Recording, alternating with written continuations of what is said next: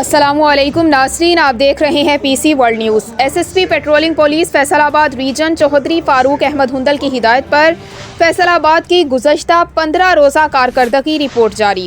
ہمارے نمائندہ خصوصی پاکستان غلام دستگیر کی تفصیلات کے مطابق ماہ دسمبر کے پہلے 15 روز کے دوران مختلف دفعات کے تحت 240 مقدمات کا اندراج کیا، جن میں 240 ملزمان کو گرفتار کیا گیا۔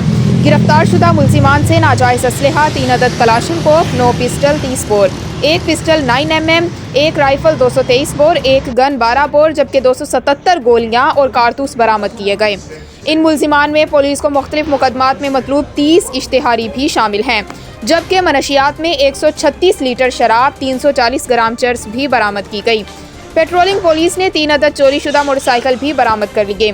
اس کے ساتھ ساتھ شارع عام پر تیز رفتاری سے جان لیوا ڈرائیونگ کرنے کے 67 مقدمات کا اندراج کرتے ہوئے کارروائیاں عمل میں لائی گئیں۔